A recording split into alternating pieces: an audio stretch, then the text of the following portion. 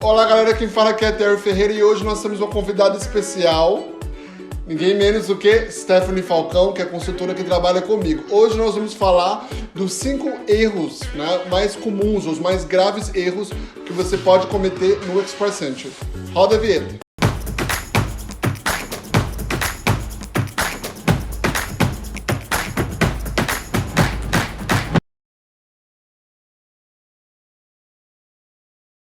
Então, antes de nós começarmos a falar sobre os 5 erros, não esquece de se inscrever no canal, colocar o seu comentário, pôr o sininho para tocar e dar o seu like. Stephanie. Oi. Bem-vinda. Muito obrigada. Stephanie é meu braço direito no escritório, eu trabalho com imigração já tem um tempo e ela cuida dos processos que a gente mais talvez gosta de fazer, que é os processos do Express Entry, Para quem não sabe o que é o Express Entry, eu tenho um vídeo no canal falando exatamente como funciona, que é a plataforma da classe econômica do Canadá, e são o programa, talvez o principal programa hoje para a classe econômica, correto? Exatamente. Então nós vamos falar hoje dos erros, os 5 erros mais graves, talvez, que as pessoas cometem quando vão fazer a aplicação por conta própria. Como todo mundo sabe, os processos de imigração podem ser feitos por conta própria, por mais que nós recomendamos que faça com algum profissional, mas as pessoas cometem erros e às vezes as pessoas nos procuram depois que já aplicou para reaplicar por causa desses erros, que nós consideramos talvez os mais sérios, né, Steph? O que mais acontece? Então vamos fazer vamos começar do não tão grave, o mais leve e vamos abaixar para o pior, o erro pior. Então vamos lá, top 5 erros que cometem no Express Entry. Stephanie, qual que é o número 5? O teste de linguagem. Muitas pessoas acham que é simplesmente ir lá fazer o teste, né? Tem muita gente que ainda acha que o TOEFL é um exame que pode usar, não é mais. Sim. Hoje em dia é só o CELPIP e é o IELTS. E o erro maior que as pessoas cometem é qual? Eles fazem o inglês acadêmico. Muitas vezes, por quê? Porque eles já precisaram fazer para poder se registrar na escola, né? E aí eles não querem gastar mais dinheiro. Então eu vou usar esse daqui. Não dá certo. É um dos erros que a gente mais vê quando a gente precisa entrar no perfil do cliente. A gente vê, opa, isso daqui tá errado, aí o cliente tem que ir lá e fazer o teste de novo. Principalmente também tem a questão do timing do teste. Pra quem não sabe, o teste dura somente 2 anos. Então, isso é muito comum. Tem muito cliente que procura, eu tô fazendo o IELTS acadêmico, eu vou usar o mesmo IELTS que eu consegui do college, porque a nota é boa, e não aceitam o IELTS acadêmico, somente o IELTS General ou o CELPIP. E sim, tem pessoas que até hoje perguntam sobre o TOEFL.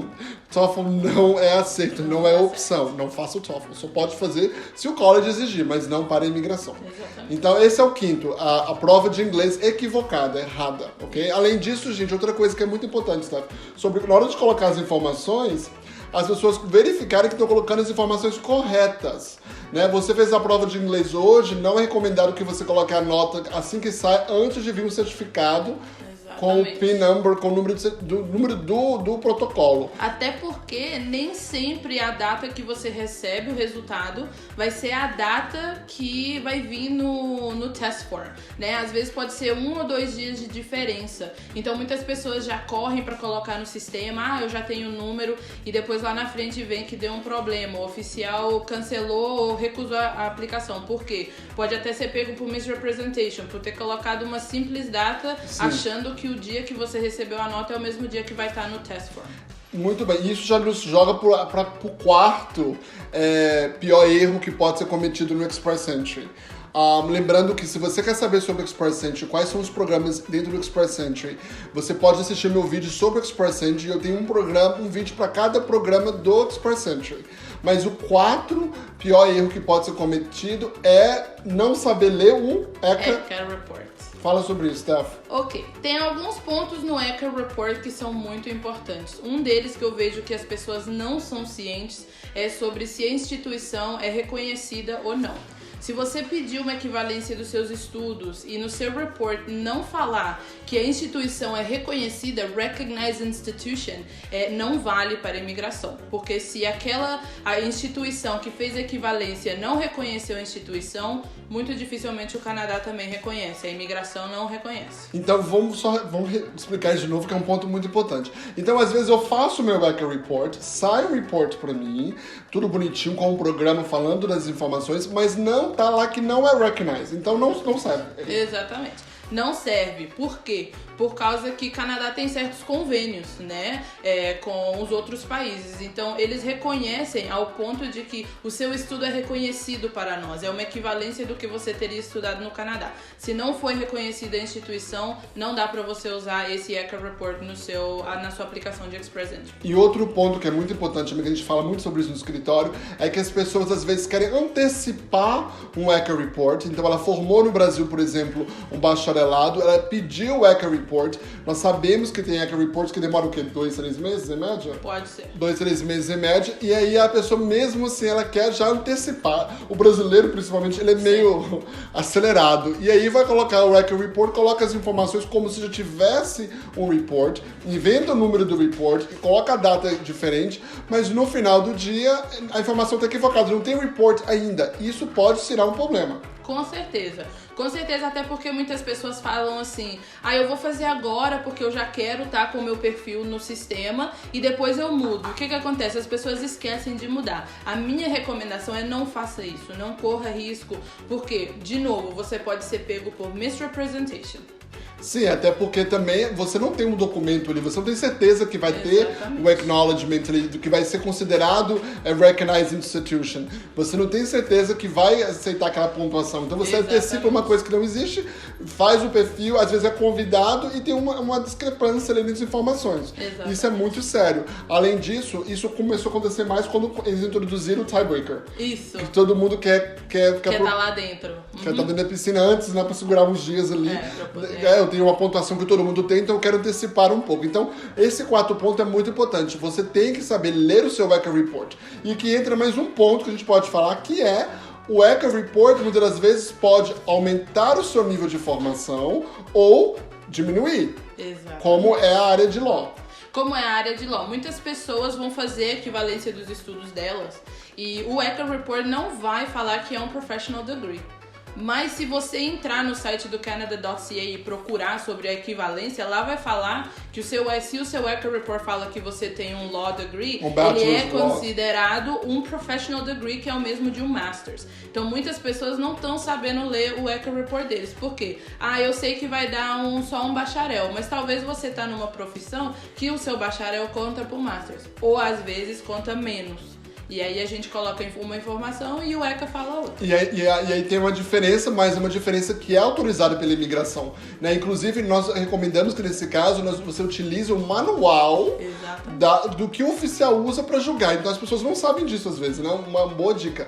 Existem manuais que são dados para os oficiais para usarem para julgar. E eles são disponíveis pra gente. Então você pode muito bem, se você for ver o manual a decisão do Express Entry, dos programas de avaliação, vai dizer como ler o ECA Report. Então, se fala Bachelors of Laws, né? O Bachelor Bachelors of Law, Law Degree. Isso quer dizer que você teria o equivalente a um Professional Degree, mesmo que o report não saia essa informação. Então, isso é um erro também que as pessoas cometem. Eu já tive clientes, já falamos sobre isso, que ficaram abaixo do corte porque tinham colocado... Tinha um Law Degree no Brasil, direito, mas tinham colocado que era um bacharel e não um professional. E ficaram fora do draw por causa disso, várias vezes. Foi difícil convencê-los que era, né? Mas assim, com documentação a gente consegue comprovar que é isso que a imigração considera. O terceiro ponto, que é um erro também muito comum. Então nós estamos descendo de 5, do quinto erro para o pior erro, né? E aí o terceiro erro é qual, Stephanie? É não entender a diferença sobre o job offer e a experiência de trabalho. O que acontece? O job offer, nós sabemos que a pessoa que tem um job offer, né, que é supported por um LMIA, né, você pode ganhar 50 pontos no seu Express Entry. Ou LMIA Exempt também. Ou LMIA Exempt. Sim. Só que muitas pessoas acham que porque elas estão trabalhando para um empregador e tiveram uma oferta de trabalho lá atrás, isso já as qualifica para ganhar esses 50 pontos. Não as qualifica. Por quê? O job offer, ele só qualifica se ele for através de um LMIA ou um LMIA Exempt Program, que normalmente são os convênios que o Canadá tem com alguns países para trazer trabalhadores. Ou províncias, ou se você é um jogador, ou você é um especialista, está debaixo do Global Talent Stream, ou você tem um programa provincial que você for nominated, que é uma job offer, você teria um job offer LMIA Exempt, você é um atleta, alguma coisa assim. Mas não quer dizer que você tenha job offer, pegou o PGWP, tô com uma job offer assinada, que aquilo ali é uma pontuação. E as pessoas erram muito nisso. E quando eles colocam lá que eles têm job offer, às vezes eles colocam até no código do LMIA como se fosse algum documento que a empresa dá, o Social Insurance Number, eu já vi isso. As pessoas colocaram no número do LMIA o Social Insurance Number. Gente, não é. Então você tem que saber a diferença, o que é job offer LMIA Exempt ou LMIA, o que é job offer normal e o que é um job offer provincial. Inclusive eu tenho um vídeo também falando as diferentes tipos de job offer que você pode ver aqui no canal. Então é muito importante as pessoas conseguirem entender o que vale como pontuação de job offer e o que não vale. Porque uma coisa é você ter job offer e uma coisa é você adquirir experiência no Canadá. Exatamente. Até porque é um erro que vai custar caro. São 50 pontos. Então, pessoal, 50 pontos hoje em dia é uma coisa que não é fácil de conseguir. Nós brigamos por um. Exatamente. Então, assim, é um erro que vai fazer com que a sua aplicação seja negada, né? E quanto mais tempo você demorar pra estar aplicando, mais tempo vai estar demorando. A não ser, voltando ao ponto que a Stephanie falou, a não ser que você tenha 600 pontos e o que 50 pontos vai... Não venham fazer uma diferença. Mas isso hoje em dia... É muito difícil. Muito difícil de acontecer. Então, tem que saber a diferença, o que é job offer e o que não é job offer, para você saber se vale pontos ou não. Então, não vai colocando no Express Entry informação, eu tenho job offer e que não é uma job offer LMA ou LMA Exempt, e você vai perder e você pode ter uma sua aplicação negada por conta disso. Isso é muito sério. Exatamente. Então, tome muito cuidado o que é job offer ou não. O segundo... Eu acho que provavelmente... Eu acho que o segundo e o primeiro são quase iguais. Eles estão empatados. Mas o segundo qual é, Stephanie? É não saber identificar um NOC. Muitos problemas nessa área. Porque Tira sono. Tira sono, o pessoal fica muito preocupado porque eles sabem que eles têm a experiência e não conseguem encontrar um NOC. Ou então, quando encontram um NOC, eles não veem que esse NOC pede uma licença, ou esse NOC tem uns requisitos especiais para você poder fazer essa profissão. Então, esse daí é um erro, eu acho que... igual você falou, se não for o pior dos piores. Até porque as pessoas... E outra coisa, o que é NOC? NOC é a classificação, só voltando aí, de trabalho no Canadá. Então tem um nível de classificação de todas as ocupações, né? Nível 0, que geralmente é management, funções altas, como managers, como presidente de empresa, que exigem geralmente universidade, talvez até um master's ou muitos anos de experiência. O nível B, A, que exige geralmente uma formação e tem que ter uma licença ou anos de experiência para praticar, né? E o nível como dentista. E o nível B é um nível técnico, que às vezes você não precisa de uma formação para poder exercer, mas tem que ter treinamento e algum tipo de treinamento para poder exercer a função, como auxiliar administrativo, como supervisor de um prédio, supervisor de vendas. Né? Isso se leva-se com o tempo. Então, assim, o que acontece? Eu tenho um vídeo também falando sobre os NOCs. Mas então as pessoas confundem muito NOC. Muito NOC. E eu acho que é onde entra mais a especialidade de um profissional, de uma empresa, para você entender qual que é o seu NOC. Porque o NOC é o coração do processo. Exatamente. Se você não saber qual que é o NOC, você praticamente jogando a aplicação, a chance de negativa é muito alta. Até porque, voltamos para a questão do Brasil. Às vezes a pessoa, ela trabalha como assistente do engenheiro ou engenheiro em exercício, mas não era engenheiro, não tinha a educação para ser engenheiro. Então você não pode colocar o NOC como engenheiro.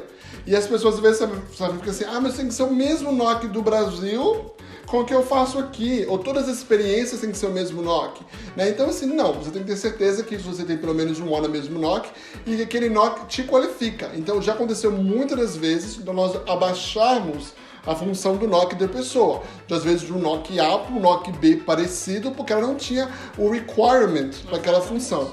Muitas vezes também license. Às vezes você precisa de licença para aquela função. Ou experiência na área. Ou experiência na área para ser talvez um corporate manager. Isso. Então, uma coisa que às vezes a pessoa já formou e quer ser um manager. Mas no Brasil eu tinha título de gerente, mas as suas atribuições não eram de gerente. Então, lembra que o mais importante é os atributos, as tarefas que você fazia do que o seu título. E lembra de reparar sempre a questão das requirements para aquele NOC. Requisitos. Então, isso é muito importante. Se não tiver NOC correto, não tem aplicação. Né? Então, muito importante você definir qual é o NOC, qual NOC você quer que a sua aplicação seja avaliada, uma coisa que as pessoas erram muito.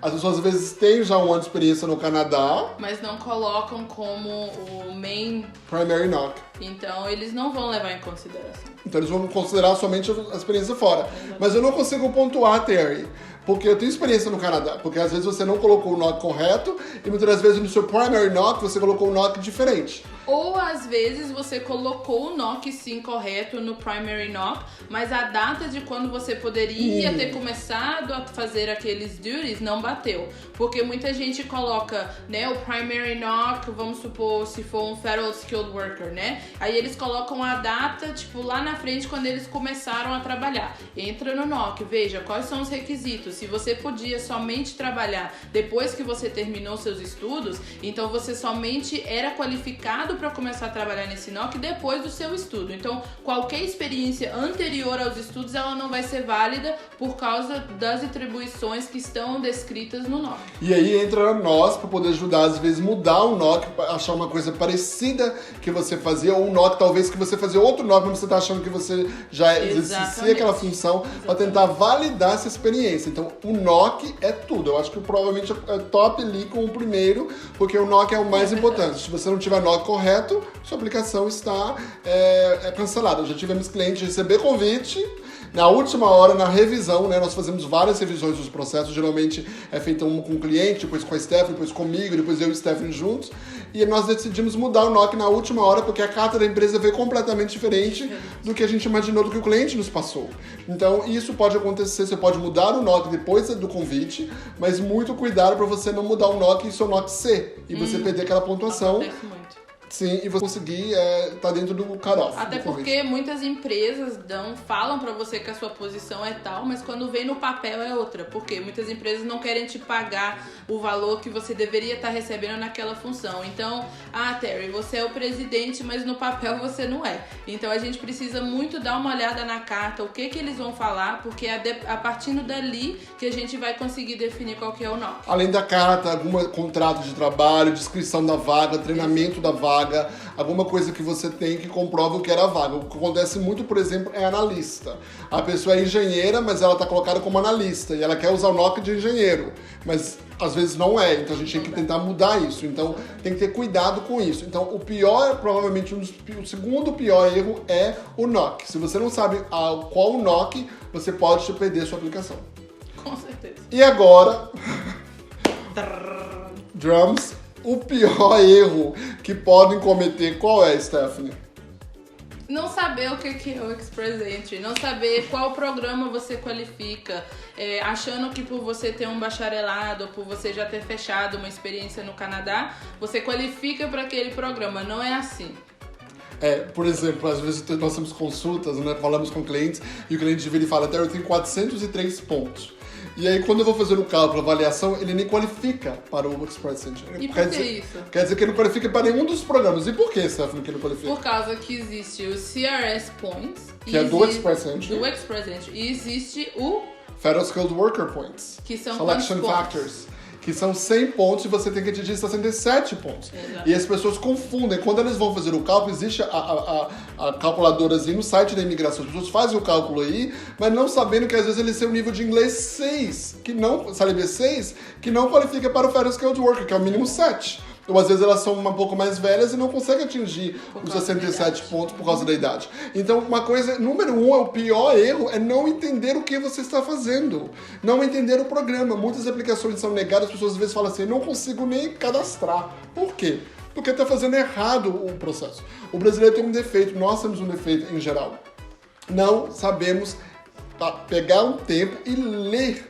E entender o que a pergunta está dizendo, o que está pedindo. Exatamente. O que é o programa. Então, às vezes, você fala assim, não, nossa, eu tenho 400 pontos no Express Entry, mas eu estou conseguindo entrar na piscina. Porque, ora, você não está entendendo como você qualifica. Às vezes, o NOC, você não está entendendo como colocar as informações corretamente, você não está entendendo se você tem um nível de inglês para aquele NOC, muitas das vezes acontece com o Canadian Experience Class. A pessoa está aqui trabalhando com a área de TI, né, o NOC é 0 ou A, no caso, geralmente é A, e ela não tem o nível mínimo de Canadian Experience Class, que é o CLB 7. Ela tem um nível de CLB 6. Então ela tem a pontuação, talvez, ele com experiência, mas quando ela vai colocar no sistema, dá eligible. elegível, porque ela não consegue entrar. Então, a primeira coisa, o erro pior é você não entender os programas, não entender como funciona o sistema. Né? Às vezes quer economizar ou questão de tempo e não tá fazendo a informação equivocada. Coloca um primary knock, coloca as informações de education errado. Então, esse provavelmente é o pior. Você tem que saber entender o programa. Nós temos vídeos explicando todos os programas, mas você tem que entender como fazer e se você realmente qualifica para não ter erro.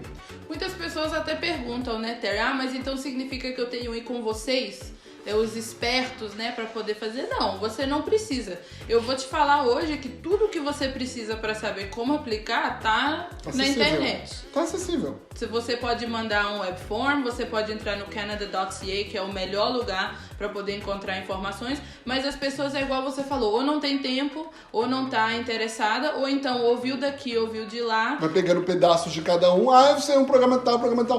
Meu amigo aplicou sim e já aconteceu isso. Às vezes o colega aplicar com nós, foi aprovado, e a pessoa trabalhava na mesma função, mesma empresa, e foi negado. A experiência não foi válida. Por quê? Porque na hora de definir o NOC, na hora de colocar as informações, foi feito equivocadamente. Exatamente. Então, esse é provavelmente o pior erro. Então, uma coisa que é muito importante, antes de você fazer qualquer coisa, tenha um planejamento, entenda o programa, fala com algum expert, igual a Stephanie, que é expert no Express, ou nós, ou qualquer outro profissional, leia, estude, para antes de você tomar qualquer decisão, qual programa você vai aplicar e como funcionar. E lembra que não existe só 3 programas que é ligado ao Express Entry, existem outros, como Provincial, etc. Então, você tem que entender todo o sistema para você poder aplicar, porque o erro é a pessoa querer aplicar, colocar as informações, mandar uma aplicação, pagar, e depois vir negado porque ela não qualificou. Agora, é importante dizer que se você der uma arrumadinha nesse erro maior, que é esse daqui, você não vai fazer um erro no seu NOC, você não vai errar na hora de ler o seu Echo Report, você não vai errar na hora de saber qual teste de inglês você tem que fazer. O que é job offer, o que não é. Exatamente. Então, assim, por isso que a gente até quis começar, né, de baixo pra cima, porque são os erros comuns, mas que no final eles acontecem por você não entender em qual programa que você tá querendo entrar ou pra qual que você qualifica e como que eles trabalham. Então é muito importante você saber o que você está fazendo para não cometer nenhum erro. Com certeza. Então é isso que é a nossa recomendação. Evite fazer a aplicação equivocada porque não tem perdão. A imigração não vai te perdoar. Não vai devolver seu dinheiro. Só se for, o processing fee não volta. É verdade, um ponto muito importante. Você perde um dinheiro aí. E não só isso, atrasa a sua vida, toda a questão emocional aí que pode acontecer. E sem falar que no final você vai lá e fala, ai, era uma coisa tão boba. Nós já tivemos às vezes, e tem outros, nós estamos falando de 5 erros, principais erros, mas tem erros bobos às vezes, até o erro de tradução. A pessoa manda uma pessoa fazer a tradução de um documento no Brasil e traduzir equivocadamente. Lembra que nós tivemos um caso que a pessoa nos procurou, ela teve o processo negado e foi por um erro ridículo, porque tradução, ela mandou traduzir nada consta do Brasil e a tradutora fez equivocadamente a tradução e ficou como se a pessoa tivesse algo pendente para ser julgado. A aplicação foi negada. Faça uma revisão de todos os documentos. Não estou falando que você tem que ir ponto por ponto, mas, por exemplo, um antecedente criminal, pelo menos dá uma olhadinha para ver se estão falando que você tem um antecedente ou não, né? Se o nome está correto. Obviamente que se você fez uma aplicação, esqueceu de algum documento, você pode mandar um web form, você pode adicionar a documentação e atualizar a imigração. Mas cuidado com esses 5 erros. Deixa o seu comentário aqui abaixo, fale o que você achou do vídeo, dá o seu like, põe um sininho para tocar de todas as vezes que eu lançar um vídeo novo, você vai ser notificado. Stephanie, muito obrigado. Muito obrigada. Por estar aqui presente, me ajudando. A Stephanie cuida dos Express Entry no escritório, é um braço direito, é uma super consultora e está aqui participando desse vídeo, me ajudando a explicar os 5 erros mais graves ou mais comuns do Express Entry. Até o próximo vídeo. Tchau!